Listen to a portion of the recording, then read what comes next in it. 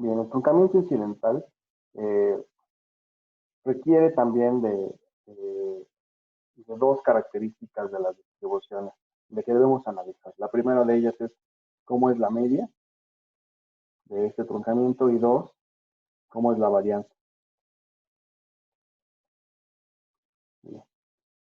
Para ello, primero quisiera que recordáramos el concepto de truncamiento y cómo lo establecí yo. El truncamiento lo establecí como una función de condicional o como una función condicional a que observamos una característica a partir de una constante.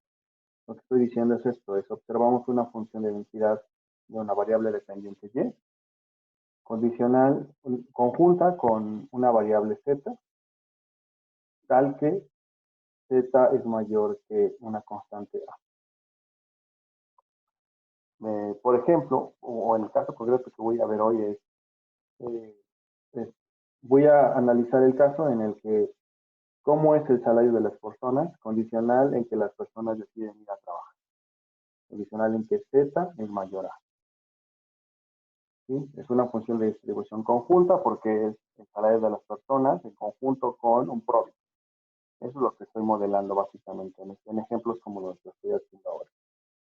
Bien, entonces es una función de densidad de este estilo que resulta básicamente de la división de la función de densidad sencilla que es f de z entre la probabilidad de que z sea mayor que a. Y este que está aquí abajo, la probabilidad de que z sea mayor que a, se puede interpretar como un product, básicamente. Lo que estoy haciendo es truncando la función de distribución solamente para aquellos individuos para los cuales observo que cumplen una característica. Otro ejemplo de este tipo de modelos pueden ser aquellas personas que deciden, que buscan un trabajo condicional en que estudiaron algún tipo de profesión primero, algún tipo de entrenamiento previamente. Entonces, no se puede analizar de forma directa probablemente su impacto en su salario, puesto que hay una decisión preliminar. Este tipo de problemas también se les conoce como problemas de selección de muestras, porque hay una decisión previa de los individuos en los que hay una característica que les permite seleccionarse, autoseleccionarse para incluirse a hacer alguna actividad. Este tipo de problemas se le conoce como sesgo de autoselección. Por ejemplo, hay un caso que probablemente también es común analizar, la entrada de las empresas. Una empresa decide entrar a un mercado y luego entonces decide hacer una oferta de servicios. Entonces hay un problema de autoselección, porque primero lanzas la idea de, bueno, ¿qué características permiten o no la entrada? En el caso de las empresas puede ser densidad de demanda, economías de escala, la posibilidad de hacer economías de alcance, los costos, la disponibilidad de espacios. Y una vez que decides la entrada, entonces hay una ecuación que puede explicar cómo es la oferta de servicios. Si la oferta de servicios es para un tipo de servicio específico, para múltiples. Piensa en el caso de Walmart, ¿no? Walmart, ¿cómo decide? Tiene al menos tres formatos, ¿no? Tiene un formato muy económico, que se conoce como bodega horrera, un formato intermedio que es como los supercenters, que son como básicamente los Walmart, y un segmento de mayor gama, que son los Superama, ¿no? Entonces, hay una decisión previamente de la empresa, ¿no? ¿Entro o no entro a una localidad? Y luego que entro, ¿qué tipo de servicios ofrezco dentro de la localidad? De la misma manera, pueden existir otros ejemplos, ¿no? En el caso de empresas, por ejemplo, eh, de distribución como logística, por ejemplo, ¿no? Hay ciertos productos que cuando ustedes entran a las aplicaciones para compra de productos en línea, hay una decisión de las empresas entre entrar o no entrar a la plataforma. Y una vez que entran a la plataforma, ¿qué tipo de servicios ofrecen? ¿Sí? Son modelos de entrada también, se les puede conocer, porque son modelos de autoselección primero y luego de decisiones dentro de la selección. El caso que yo voy a ver hoy es un ejemplo muy sencillo, porque en el caso de hoy es una decisión de entrada, ¿no? Entonces, básicamente tengo un individuo, lo voy a pensar así, como un individuo que tiene dos opciones. Entra, digamos, entra con un 1 o no entra con un 0. Déjame borrar esto. Entra o no. Y una vez que entra, entonces vamos a observar una ecuación para una variable. que básicamente es de esta forma X por B. Y para el resto de individuos lo que vamos a observar es nada. ¿Sí? Entonces, estos son modelos muy sencillos, modelos de Feynman muy sencillos. Algunas sofisticaciones que podemos hacer de este, es decir, hay un modelo de entrada, un cero. Una vez que entra el individuo, observamos algún tipo de función sobre las variables dependientes. Y si observamos un cero, podemos observar otro tipo de función sobre las variables dependientes. También esto es lo que da pie probablemente a lo que se conocen como árboles de decisión, porque ustedes pueden ver modelos un poquito más sofisticados, en los cuales observan modelos de entrada, 0 y 1, entrar es 1, 0 no es no entrar, y probablemente otras decisiones dentro del 0 y 1, por ejemplo, hay decisiones subsecuentes, también hay un 0, 1, un 0, 1, y este tipo de modelos que se pueden seguir iterando con muchísimo más ramificaciones, son una clase de modelos que son utilizados muchísimo en el concepto de Machine Learning, ¿no? Son árboles de decisión. Entonces, digamos que este ya es uno de los casos que puede ser un poquitito ya la frontera entre lo que nosotros conocemos como econometría y otros procedimientos de aprendizaje de máquinas. Son combinaciones, ya de aquí lo que sigue son combinaciones de los modelos que hemos visto, probits ordinales, con ecuaciones lineales, incluso puede ser que la ecuación que siga aquí adelante, por ejemplo, el caso que estaba yo describiendo aquí, sea una ecuación que no sea necesariamente una ecuación lineal, puede ser incluso una ecuación con un tipo de censura, o incluso una ecuación que se tenga que estimar por variables experimentales. ¿Sí? Lo que sigue ya es un poquito más de su creatividad. Probablemente alguna de las cosas que tienen que pensar cuando decidan implementar este tipo de modelos es propiedades de los estimadores. Al menos el modelo que yo voy a ver hoy cumple con propiedades mínimas como consistencia y sesgamiento, porque estamos corrigiendo una parte del sesgo. Pero cuando ustedes planteen nuevos modelos tendrán que preguntarse sobre esas características del planteamiento. Bien. Entonces, como les decía, mi problema original es analizar una función de densidad conjunta que está truncada, condicional, en que observamos que la variable aleatoria z, digamos este planteamiento que hice aquí, es mayor a una constante A. Entonces, quiero retomar esa idea y veamos entonces. Entonces, en estos casos, yo voy a observar el valor esperado, que es la cosa que me interesaba, la primera cosa que me interesaba. Lo que yo voy a observar es que el valor esperado es una forma de este estilo. Es una variable, el valor esperado de y va a ser el valor esperado de y condicional en que observo que z es mayor que a, condicional en que hubo un proceso de selección. Y va a ser muy parecido a lo que conocíamos, que era una parte que va a depender de la media de la variable aleatoria y, más un componente que va a ser ρ por la varianza de y por un lambda. Entonces, básicamente lo que hacemos con los modelos de selección es tomamos la media de y la ajustamos por un coeficiente ρ, que es un coeficiente de correlación, que es la correlación entre y y z, es decir, qué tanta correlación existe entre la variable que quiero explicar y el proceso previo de selección. Por ejemplo, es decir, qué tanta correlación existe entre la decisión de entrada y la forma en la que hago mi oferta de servicios una vez que entré a un mercado. Y la varianza de Y.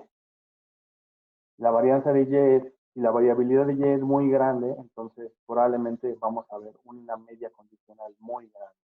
Eso es lo que estoy diciendo. Ajustado por un lambda. Ahora bien, en este sentido, ρ, que es la correlación, el coeficiente de correlación entre Z y Y, nos puede ayudar a identificar si el ajuste va a ser positivo o negativo. Como ρ es un coeficiente de correlación, entonces puede ir desde -1 hasta 1. Entonces si la correlación es negativa, entonces el componente este que estoy subrayando en rojo, este componente puede ajustar negativamente la media condicional, y por el contrario, si la correlación es positiva, el coeficiente ajusta positivamente la media condicional. Finalmente me falta definir lambda, y lambda lo voy a definir como la relación que guarda la probabilidad puntual de observar que z es mayor que a, es decir, observar esta transformación, la media condicional de z, sobre la desviación estándar de z, entre toda la probabilidad que se acumula hasta observar este componente. Ahorita trato de dibujar este amigo. Es un coeficiente de probabilidades. Lo que tengo en la parte inferior de esta expresión es básicamente lo siguiente. Si tengo truncamiento, entonces tengo que mi función de distribución era una normal así, de este estilo, y hay truncamiento, entonces quiere decir que hay una constante A aquí, a partir de la cual observo información, es decir, todo esto es información válida. Lo que estoy haciendo con mi ecuación es que estoy diciendo que estoy acumulando toda la probabilidad hasta ese punto, hasta el punto A menos la media de Z, entre su desviación estándar. Entonces lo que estoy haciendo es básicamente decirle, quiero que quites toda esta área que está aquí. Voy a utilizar otro color. Toda esta área que está aquí, que es la parte inferior de Z. Entonces es 1 menos toda la probabilidad que se acumula hasta A menos la media de Z entre la desviación estándar de Z. ¿Sí? Entonces esto es, bueno, no lo puse en los ejes, pero sería más claro si lo pusiera. Este de Z, después. Bien, entonces, básicamente, cuando hago una estimación truncada con un modelo de selección, estoy quedándome únicamente con una parte de la muestra. Eso es lo que estoy haciendo. Por eso tengo que ajustar la media condicional de Y. Como es una distribución conjunta, es una decisión que no puedo separar. Es un proceso generador de datos que no puede ser separable. Z y Y. Por ejemplo, trabajar o no trabajar, y luego que trabajo, ¿cuánto salario gano? Es una decisión, es algo que no puedo separar. La correlación existe y por lo tanto tengo que ajustar la media esperada del salario, por ejemplo. ¿Cuál es el salario promedio esperado? Ah, bueno, depende primero de la probabilidad de que haya entrado en el mercado. Y dos, ¿cuál es el salario que puedo ganar? Bien, ahora, eso es en cuanto a la media condicional. La varianza es un poquitito más compleja. La varianza va a estar dada por una cosa, por este estilo. La varianza va a ser la varianza de Y condicional en que Z es mayor que A. Va a ser igual a, lo voy a poner aquí abajito porque es un poquitito más grande, y va a ser igual a sigma de Y al cuadrado por 1 menos sigma de Y cuadrado, no, perdón, sigma de Z, me equivoqué. Sigma de Z,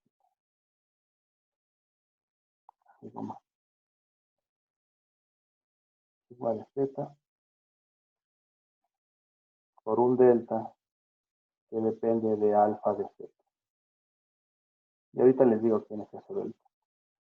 Entonces, una de las cosas que también estoy asumiendo en el caso de truncamiento, como lo dije en algunas clases, es le estoy metiendo un problema de heteroscedasticidad. Por esta razón, ¿quién le da la heteroscedasticidad? La heteroscedasticidad se la va a dar delta de Z, delta de alfa de Z. Porque delta de alfa de Z va a ser igual a lambda, como lo definí anteriormente, sobre lambda menos A menos mu de Z sobre sigma de Z.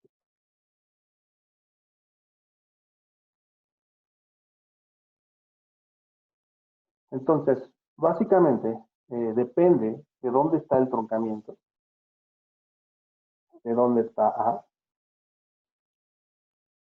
es cómo voy a ajustar la varianza.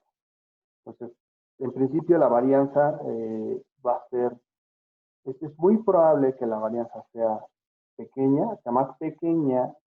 Noten que esta varianza condicional, esta que estoy estimando aquí, es muy probable que esta sea más pequeña que la varianza simple de Y,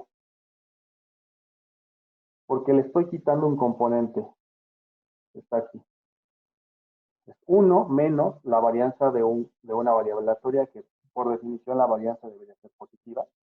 Entonces, este amigo que está aquí ya es 1 menos la varianza de algo, ajustado por un delta de alfa de z, y un delta de alfa de z es una relación de lambda entre lambda por menos 1 menos este componente de acá, pero lambda es un componente de probabilidades, entonces tampoco puede ser más grande que 1.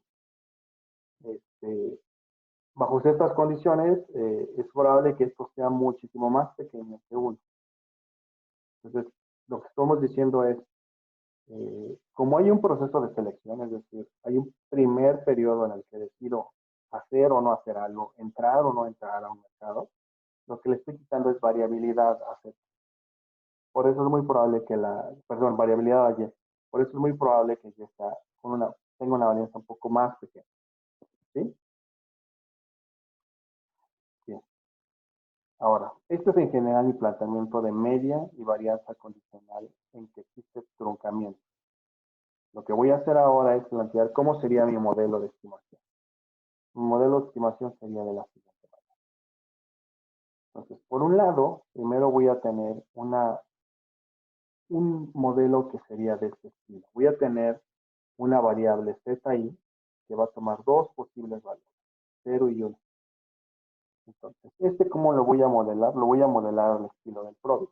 Entonces, voy a tener una variable aleatoria latente, que va a ser ZI estrella, que va a ser igual a WI multiplicado por gamma más un componente de error.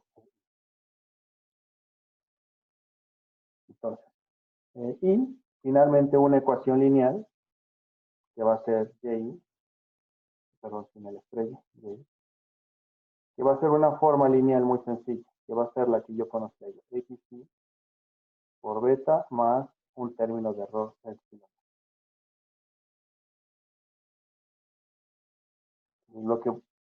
Lo que, cuando sucede que este amigo es mayor que A. ¿Sí? Entonces lo que va a pasar es lo siguiente. Yo voy a observar esta ecuación, la estoy subrayando en verde, siempre que observo que la variable aleatoria ZI toma el valor de 1.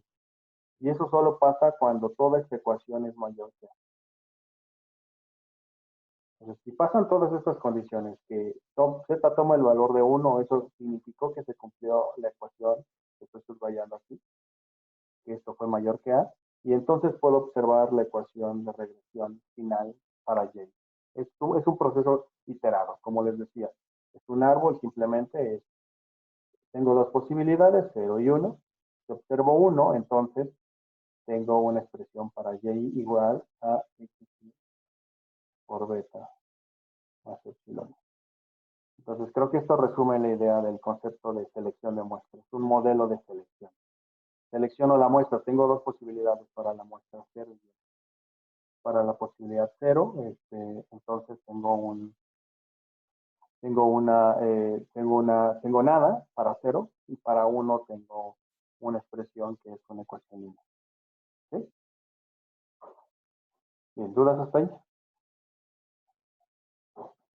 Ok. Vale. Entonces, si no hay dudas, quiero entonces ahora incorporar, relajar un poquitito la idea y lo vamos a poner de esta manera. Entonces yo voy a decir, más que relajar, quiero simplificar la anotación un poquito. Entonces vamos a decir que el valor esperado de Y va a ser la siguiente cosa. Entonces voy a retomar la idea de valor esperado y voy a decir que el valor esperado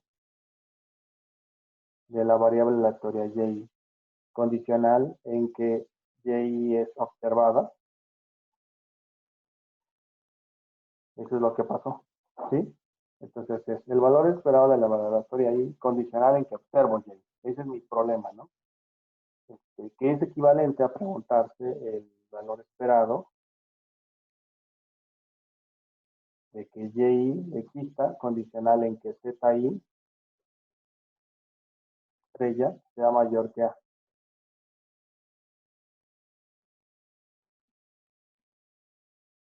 Es equivalente a estos dos. Bien. Entonces, de esta manera, entonces eso significa que el valor esperado de que la variable aleatoria, el valor esperado de la variable aleatoria condicional en que tengo que gamma i, bueno, wi por gamma i más ui, lo voy a simplificar de esta manera. Condicional en que es mayor que cero. Bueno, ¿qué le pasó a la? Esa es la pregunta, ¿no? ¿Por qué a lo eliminé de aquí? Bueno, porque yo voy a decidir que a se ha capturado por el término constante que seguramente voy a incorporar en gamma. Entonces, si en gamma incorporo un término constante, entonces voy a permitirme que ese término constante capture a la constante a. De esa manera, opero con un cero del lado derecho de la desigualdad. Simplifico un poquito las operaciones, entonces A va a ser capturado por la constante de gamma, que se incorpora dentro de gamma. Entonces esto me permite llegar a la siguiente expresión, que va a ser el valor esperado de y, condicional en que ui, una variable aleatoria, es mayor que menos wi por gamma. ¿Sí? Simplemente lo que hice fue despejar este componente del otro lado de la desigualdad y dejarlo en forma negativa. Bien. Ahora, voy a utilizar entonces, continúo en mi siguiente slide.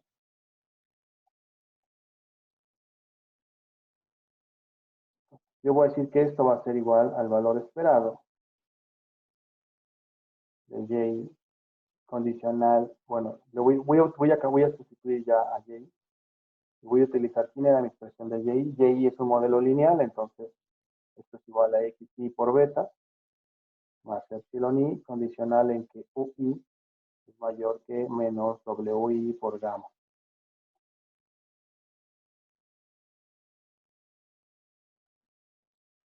Si tomo el valor esperado de esto, me doy cuenta que la única variable aleatoria aquí es en realidad epsilon i. El componente que está aquí, x beta i, no es necesariamente una variable aleatoria, es la parte de la regresión lineal. Esta parte se comporta como una regresión lineal simple, entonces esto no depende del valor esperado. Lo que queda entonces es que esto es xi por beta más el valor esperado de epsilon i condicional en que ui es mayor que menos wi por gamma. Y a esto lo voy a denominar de la siguiente manera. Va a ser xi por beta más un rho que va a ser por sigma epsilon por lambda i. O simplemente lo voy a utilizar y lo voy a denominar como xi por beta más un beta adicional de lambda por un lambda i. Donde lambda i es como yo había definido anteriormente. Y en lugar de a utilizo un 0. Entonces, lo que estoy diciendo es algo muy parecido a lo que venía diciendo, que era la media condicional es la media de la variable aleatoria y más un ajuste, un beta lambda, que va a ser ajustada por qué tanta correlación exista entre el término de error de la primera ecuación y el término de error de la segunda ecuación. Entonces, esto es un Este tipo de regresiones se ajusta por las correlaciones que existan en la información no observable. Entonces, por ejemplo, cuando yo decido trabajar o no trabajar, el término de error asociado a mi ecuación de esa decisión debe de estar correlacionada con el término de error que corresponde a la siguiente ecuación, que es qué nivel de salario quiero obtener. Entonces, una de las pruebas que tendremos que hacer, probablemente cuando analicemos esto, es verificar que la correlación, ese coeficiente de correlación, sea estadísticamente significativo, diferente de cero. Si no existe correlación, es decir, si este coeficiente no existe o es cero, estadísticamente cero, quiere decir que todo este componente era igual a cero. Por lo tanto, no existía sesgo de selección. ¿Sí? Entonces, esa es una de las partes, una de las pruebas que tendremos que hacer. Si existe sesgo de selección, el coeficiente de correlación debería de ser estadísticamente. Si no existe sesgo de selección, ese coeficiente debería ser estadísticamente cero. ¿Vale? Bien. Pues nada más, para finalizar esta parte, quiero escribir quién es lambda i. Como les dije, lambda i es como lo había escrito anteriormente, sería lambda i. Ahora evaluado en que a es igual a cero, entonces esto me lleva a que esto debería ser la probabilidad evaluada en 0 menos wi por gamma entre sigma u entre, déjenme borrar esto, entre 1 menos esta cosa, 0 menos wi gamma entre sigma i. Ahora bien, dado que, voy a poner aquí una pequeña, dado que si este es una función de densidad normal, y que tengo aquí a, bueno, o a cero, vamos a decir que está el cero, porque yo estoy trabajando con cero. Entonces, si quiero capturar esta área, bueno, voy a utilizar cero, porque si no, no se ilustra bien. Si tengo a de este lado, entonces quiere decir que el área que acumulo aquí debe ser equivalente al área que se acumule simétricamente del otro lado. Vamos a decir menos a. Entonces, la manera de encontrar esa área, entonces, puede ser uno, integrar todo el área desde menos infinito hasta a, o simplemente tomar 1 menos todo el área que se acumula desde menos infinito hasta menos a. Entonces, lo que voy a hacer en este caso es tomar la segunda opción, que es integrar todo desde de menos infinito a. Por lo tanto, esta expresión que está ahí arriba la voy a dejar expresada como de esta manera, menos wi por gamma sobre sigma u, sobre la probabilidad que se acumula hasta menos wi por gamma sobre sigma u. De esta manera, la voy a simplificar.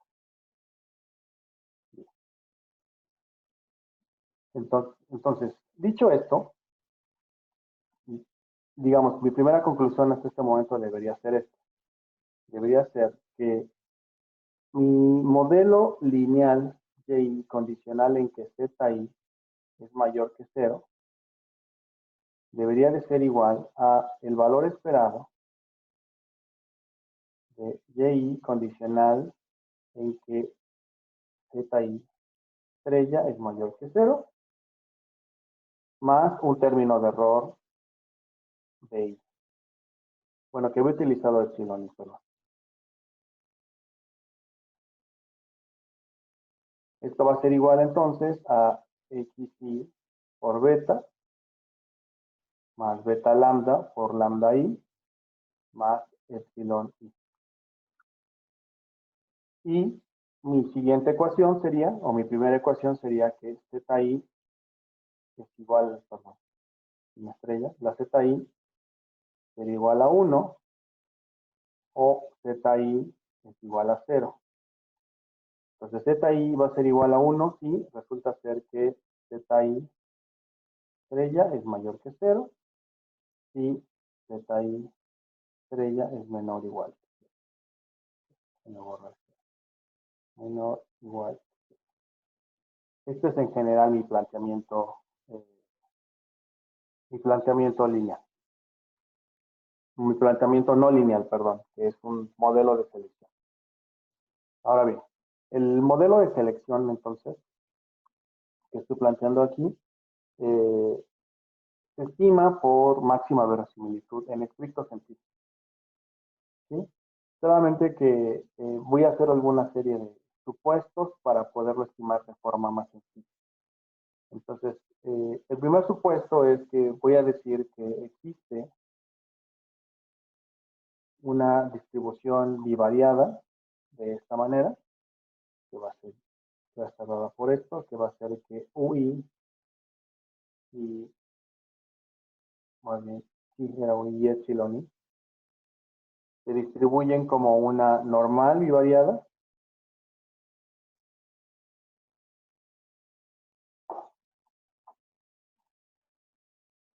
que con parámetros medias para ambos 0, varianza para el primero 1 y varianza para el segundo sigma y un coeficiente de correlación ρ. Simplemente por simplicidad. Lo que estoy haciendo es como normalizar todo.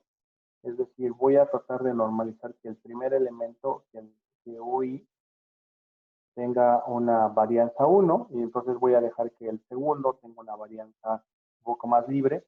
Vamos a decir que básicamente lo que hice fue dividir todo respecto de la varianza de UI para conseguir que fuera 1 y dejé que el segundo tuviera una varianza más libre, pero es el coeficiente en realidad de comparación. Simplemente es una forma más sencilla de poder estimar el modelo. Entonces, cuando ustedes hagan estimaciones, se van a encontrar con este tipo de supuestos o relajamientos. Como les decía, este es un procedimiento que se estima por máxima verosimilitud en general. Sin embargo, los algoritmos de máxima verosimilitud que tenemos disponibles todavía hoy de forma numérica, a veces no pueden resolver este problema. Entonces, lo que se suele estimar es un procedimiento de máxima verosimilitud, pero en dos etapas, de la siguiente manera. Entonces, digamos que el procedimiento de estimación va a ser en dos etapas, por un procedimiento de máxima verosimilitud. En la primera etapa,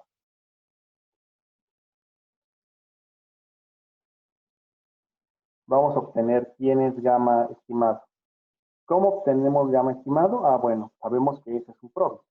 Entonces estimamos el probit asociado a que ZI tome los dos valores posibles que tiene, 0 y 1. Estimamos el probit, y entonces una vez que estimamos el probit tenemos gamma, y una vez que tenemos gamma, entonces podemos obtener quién es lambda I gorrito. Porque lambda I gorrito resulta de la división de dos coeficientes, que es menos WI por gamma sobre este mismo, menos WI por gamma. Bueno, sin el menos, perdón, porque es un métrico. Ya lo sabía. Así. Con este gamma gorrito. Digamos que en la primera etapa estimamos estas expresiones. Una vez que estimamos estas expresiones, entonces en la segunda etapa, lo que hacemos es utilizamos estos componentes para estimar entonces la ecuación. Y la ecuación de Y, como habíamos dicho, era el valor esperado de Y condicional en que ZI estrella es mayor que 0. Esto es igual a una expresión muy sencilla como X beta más un beta, que había dicho beta lambda, por lambda I. Entonces ya tengo este amigo y tengo este amigo porque beta lambda la había definido, beta lambda, la había definido como ρ por la varianza del primer término de error. Entonces, digamos que lo puedo estimar todo. Entonces, ¿por qué se llaman dos etapas? Estimo primero un PROBIT. Este PROBIT se tiene que estimar por máxima verosimilitud. Luego que estimo el PROBIT, entonces puedo estimar la segunda ecuación y la estimo como una ecuación lineal. Por eso es un modelo en dos etapas. De máxima verosimilitud en dos etapas. Bien. ¿Dudas con mi planteamiento?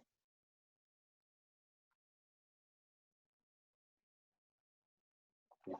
No, profe, todo claro. Si no hay dudas, entonces quiero ver un ejemplo. Entonces, por favor, vayan a GitHub. Y en GitHub deben de poder ver un nuevo repositorio. Déjenme compartir ahora la otra pantalla.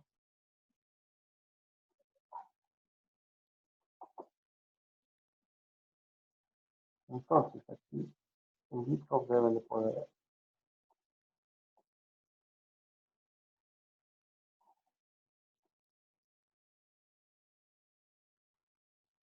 poder entrar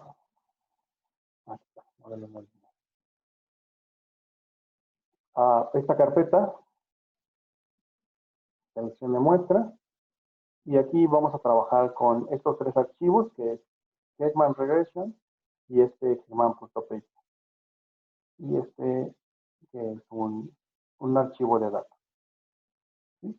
Entonces, por favor, descarguen estos tres archivos, en lo que yo voy abriendo mi consola.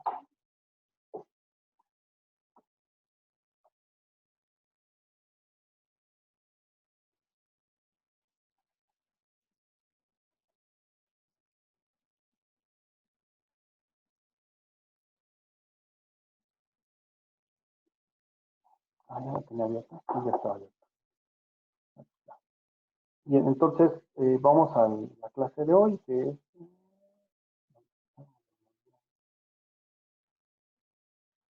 Van a tener ustedes este archivo, que es el archivo de estimación que voy a ocupar, y vamos a ocupar una función, que es sigma.py, esta que está aquí.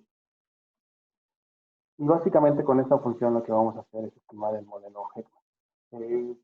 Como otras tantas funciones, esta alguien le escribió más, alguien más lo escribió. Entonces, no vamos a entrar a los detalles de cómo está estructurada la función. Es un procedimiento, digamos que, como les dije en el inicio de la clase, Python es un mecanismo colaborativo. Entonces, alguien escribe normalmente una función y la postea normalmente en los sitios de Python o en algunos sitios donde se discuten foros de Python. Entonces, por ejemplo, es una de esas funciones. Está basada en un procedimiento que se hace para R. Entonces, digamos que es básicamente una traducción de R a Python.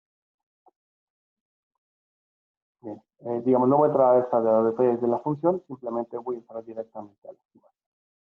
La estimación la voy a hacer con este notebook que está aquí. Entonces, para la estimación voy a requerir lo siguiente. Voy a requerir las siguientes bibliotecas, que va a ser Pandas, StatModel, NumPy, Matplotlib, porque creo que no ocupo Matplotlib en este caso. StatModel, el que me permite hacer un resumen de las regresiones que acabo de hacer, un summary call. Le digo que apague los warnings para que no aparezcan. A veces aparecen warnings, entonces con esta función la apago. Y ya, y bueno, importo la función que se llama Heckman. Entonces, cuando descarguen los archivos, observen que el archivo Heckman esté en la misma dirección donde donde pongan los datos, y este notebook también. Entonces, básicamente eso es lo que necesito. Ejecuto esta línea. Voy a importar los datos, que es un archivo DTA de Stata, que es este. Utilizo la función para leer archivos de Stata, que es este archivo. Entonces aquí tengo la siguiente información. Tengo una variable de edad, una variable de educación, una dummy de si la persona está casada o no, el número de hijos que tiene y el salario observado. Entonces, esta es una base de datos para salarios de mujeres, es el ejemplo clásico o la base de datos clásica cuando uno analiza el modelo de Heckman. Entonces, es información de salarios de mujeres, y sus características. Como es un modelo de selección de muestra, entonces mi muestra debe de contener tanto a mujeres que están trabajando como mujeres que no están trabajando. Entonces, todos los que ustedes aquí observan como NA, esto quiere decir que es una mujer que no está trabajando, por lo tanto a esa mujer no se le observa salario. Entonces, si se acuerdan, yo uno de los ejemplos que hice durante el curso fue, utilicé básicamente la misma base de datos, con la diferencia de que eh, a esa base de datos se le imputó un salario esperado de las mujeres. Entonces, no recuerdo exactamente para qué estimación lo hice, pero la intención era ilustrar un modelo lineal de ecuación de salarios de mujeres y como tengo NAs, entonces se le imputó el salario esperado. Digamos que esa era una estimación sesgada, porque en realidad el modelo correcto era un modelo de selección. Considerar que hay mujeres que no tienen salario porque decidieron no entrar al mercado laboral, entonces no hay que colocarle ninguna expectativa salarial, porque en realidad no están trabajando, y modelarlas así, como mujeres que deciden no trabajar y por otro lado mujeres que deciden trabajar. Bueno, venía por ahí una pregunta.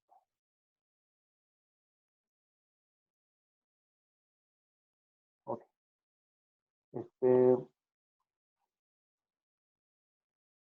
Bien, ahora, una vez que tengo la base de datos, gracias a quien nos ayudó a subir la liga, que no había visto la pregunta que había puesto en el chat.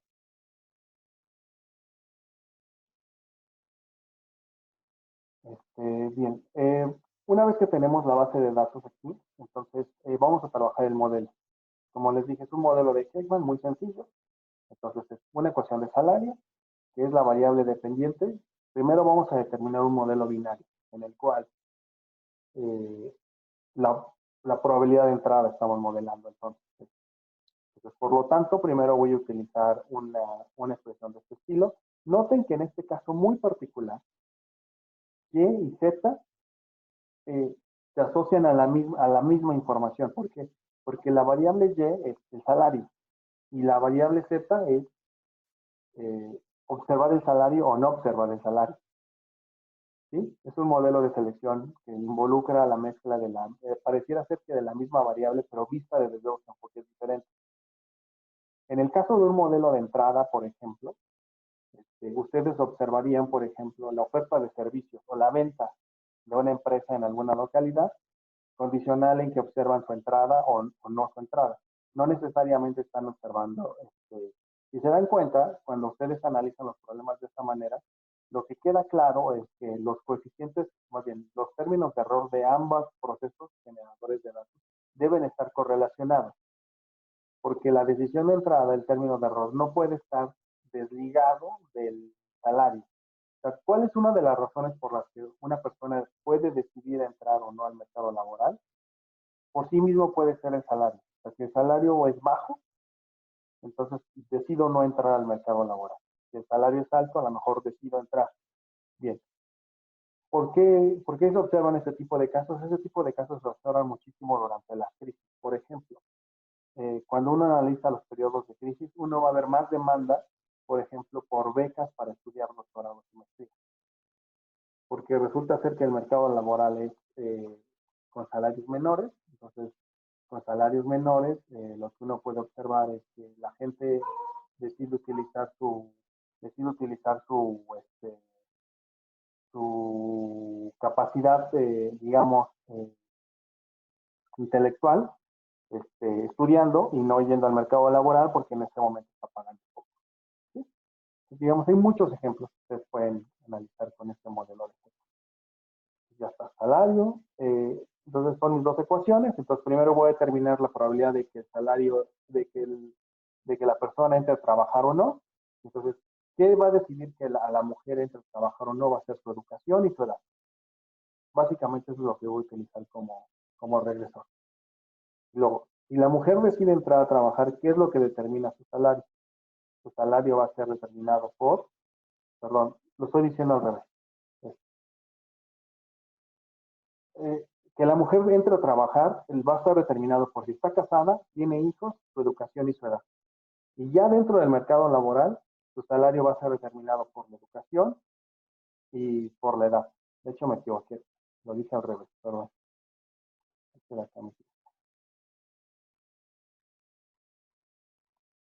Y sí, eso. Ahora, exacto. Entonces, la mujer entra o no entra al mercado laboral y luego, ¿qué salario va a tener? Ahora, entonces, aquí tengo las variables que voy a utilizar, entonces definamos. La variable Y va a ser el salario, la matriz de W de regresores de decisión, lo que me va a permitir identificar la probabilidad de que la mujer entre o no al mercado laboral, va a ser la casada, el número de hijos, su educación y su edad. Y ya en el mercado laboral, ¿qué es lo que determina su salario? Básicamente su educación y su edad. Defino esas dos variables y estimo. Y el proceso de estimación es muy sencillo. El proceso de estimación es es básicamente utilizo de la biblioteca Heckman, que importe, le digo quiénes son los parámetros, es la función es Heckman y los parámetros son la variable Y, la matriz X, la matriz W y el método de estimación en dos etapas y los resultados son los siguientes. Entonces, bueno, es un método de estimación en dos etapas. Entonces, el coeficiente, la primera parte esta es la ecuación de salario. Entonces, lo que tengo aquí es el salario de las personas, de las mujeres, por ejemplo, está correlacionada positivamente con su educación y con su edad, como esperábamos. De hecho, el que más aporta al salario es la educación, lo cual está bien, eso pareciera ser que es consistente con la información. Y por otro lado, la ecuación de selección, o la de entrar o no entrar al mercado laboral, tiene, tiene este componente. Entonces, pareciera ser que las dos variables que más contribuyen a la decisión de entrar o no son estar casada y tener hijos, básicamente. ¿Sí? Bien, y esto es básicamente la estimación de un modelo G. ¿Dudas con esto?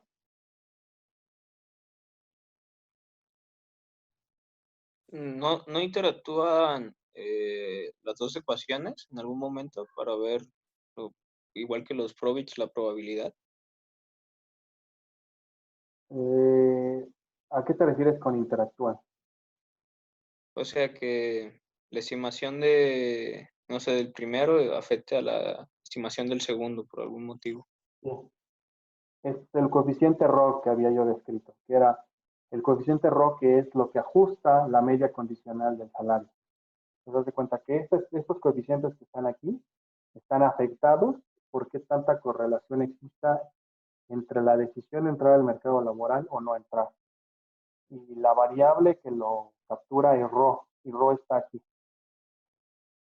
Entonces, en este caso, lo que observamos es una correlación positiva entre la decisión de entrar a trabajar o no y el nivel de salario. Entonces, digamos que ese es el mecanismo de interacción.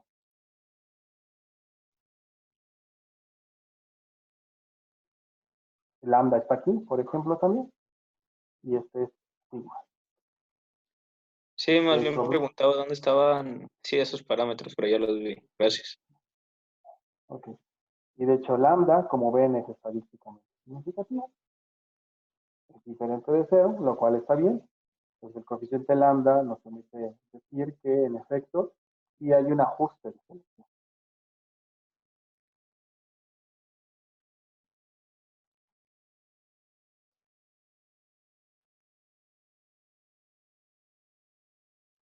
Vale. ¿Más dudas con esto? Vale. Si no hay dudas, entonces quisiera ver nada más rapidísimo una pequeña introducción a lo que voy a ver la siguiente clase. Una introducción al concepto del aprendizaje estadístico. Platiquémoslo rápido y la siguiente clase me dedico a ver el ejemplo concreto, que eso probablemente agilizaría más discutirlo lo más profundo posible. Entonces, digamos, aquí cierro la parte de modelos no Profesor, lineales. yo tengo una duda. El RO, que es 0.67, es la correlación, pero ¿cómo se leería?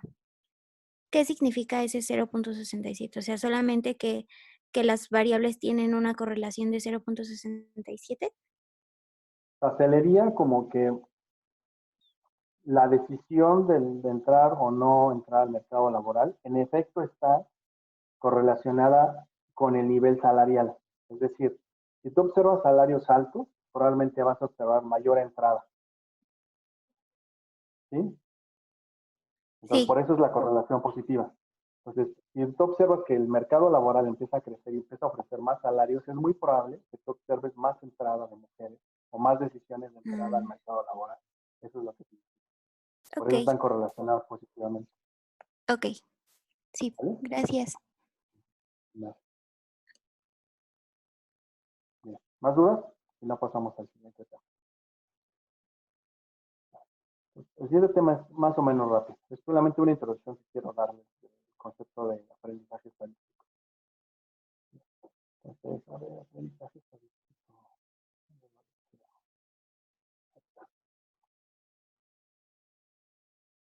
Bien, aprendizaje estadístico.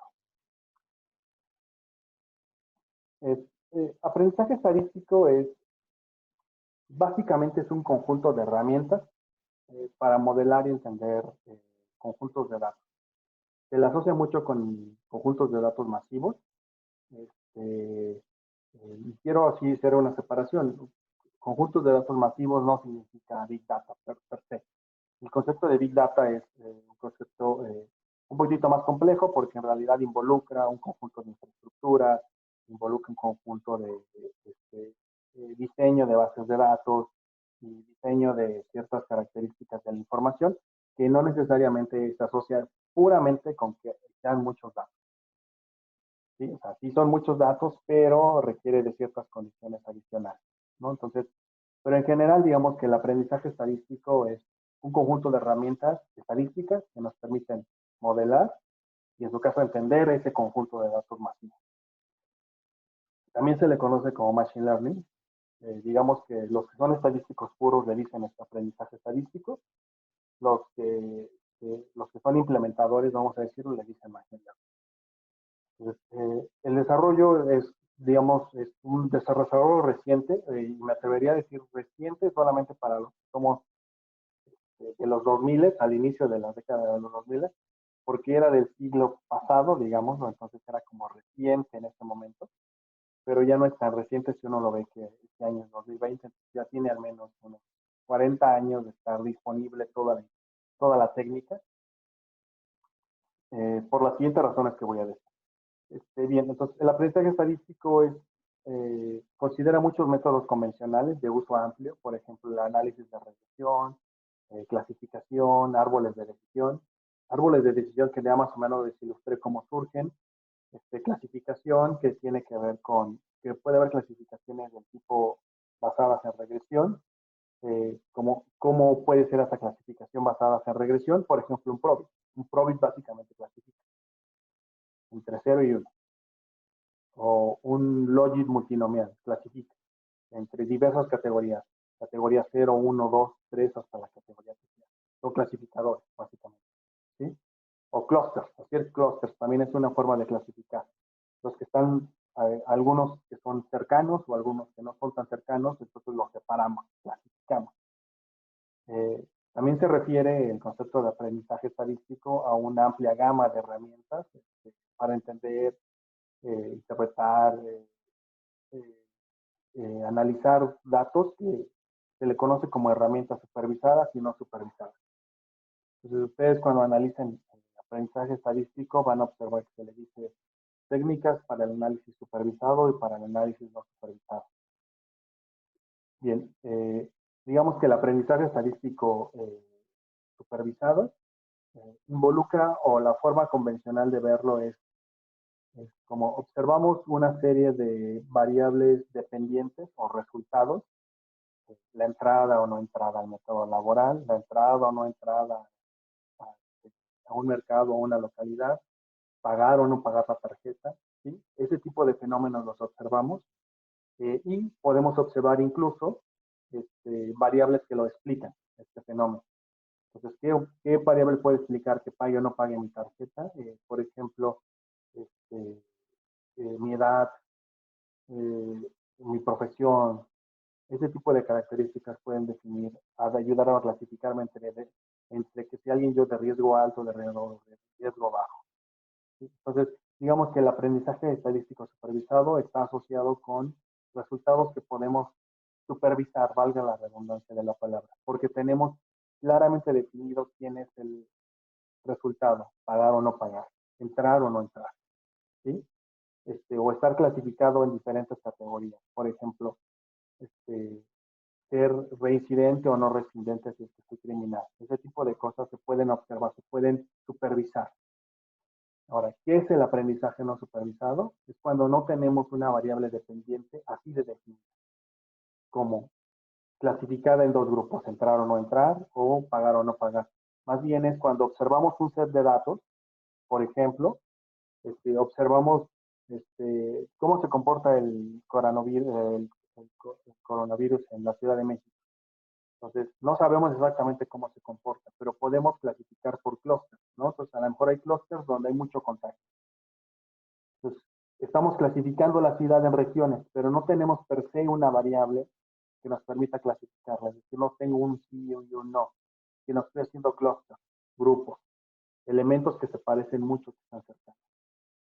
Esa es la diferencia entre el análisis supervisado y el no supervisado. Bien, los antecedentes históricos de estas técnicas, como les dije, son del siglo pasado. Básicamente, digamos que el antecedente primario de estas técnicas es por ahí del siglo XIX, hasta todo incluso un siglo más atrás, con las aportaciones de Gauss y Legendre, que es el desarrollo del procedimiento de mínimos cuadrados ordinarios. Bueno, mínimos cuadrados se llamaba originalmente. El procedimiento original de mínimos cuadrados es básicamente, originalmente era un proceso de aproximación polinomial a fenómenos.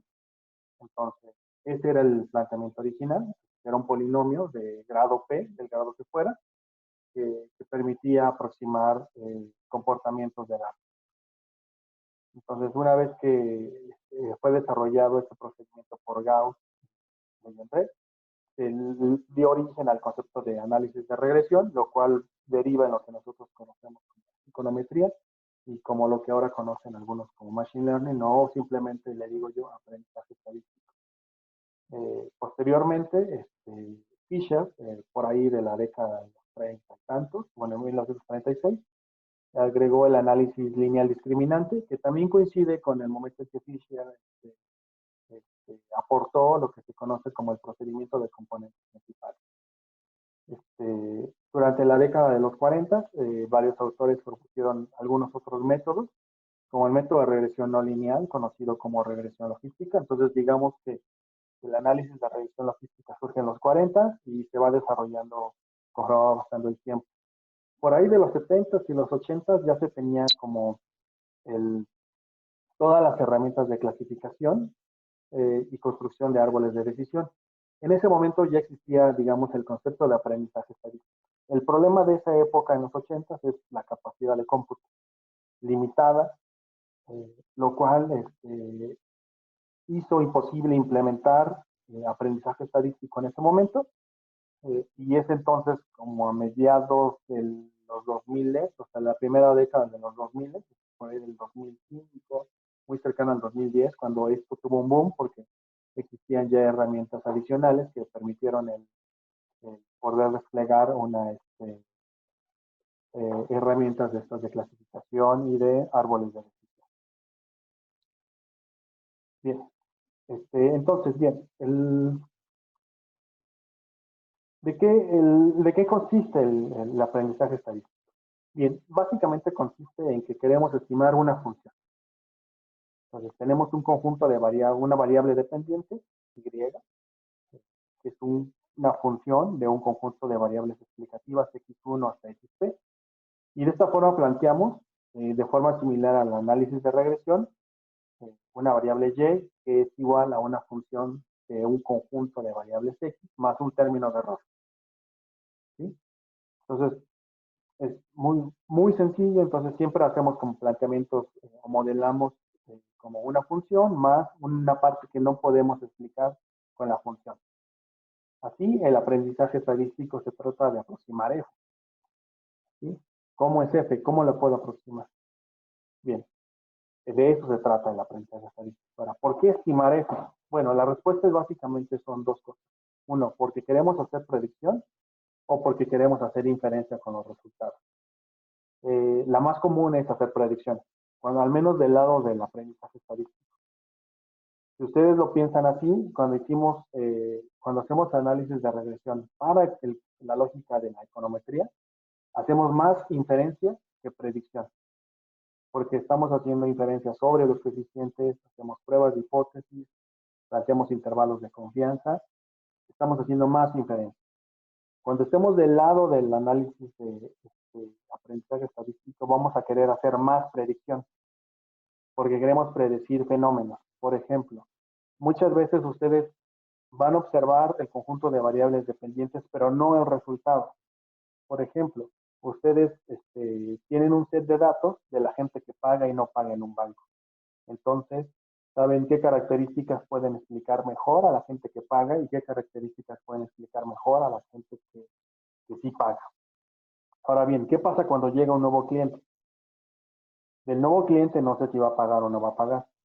Entonces, condicional en la información existente, construyo una función de aprendizaje estadístico que me permite predecir cuál va a ser el comportamiento de este nuevo individuo que ahora tengo información. ¿Sí? Entonces, con el aprendizaje de máquina, lo que queremos es construir funciones que nos permitan predecir, más que hacer inferencia. Por eso ustedes cuando vean problemas de aprendizaje estadístico o machine learning, van a ver que en realidad la gente no se preocupa por qué tan eficientes sean los estimadores, por qué tan insesgados sean. Simplemente les preocupa que pueda predecir bien. Entonces, en el aprendizaje estadístico, básicamente vamos a estar preocupados por por esta expresión, que es un error cuadrático. Es decir, la variable observada menos la variable predecida al cuadrado, el valor esperado de eso, se puede descomponer de esta manera. Entonces, básicamente a nosotros lo que nos preocupa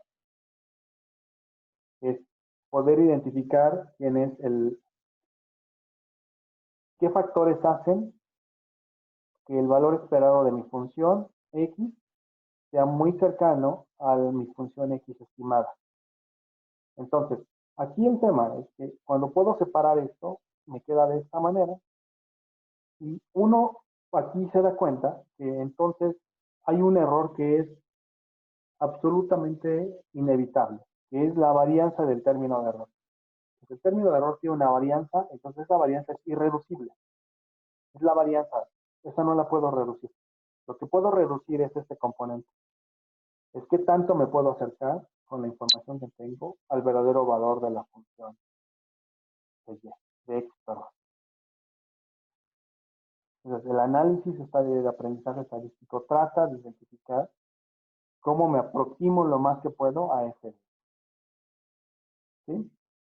Como les dije, finalmente la otra parte de inferencia en realidad nos permite construir pruebas de hipótesis y demás características sobre los estimadores, pero en realidad no es algo por lo que el aprendizaje estadístico se preocupe mucho. ¿Sí? Bien, es una pequeña introducción al concepto de aprendizaje estadístico. ¿Dudas con lo que planteo?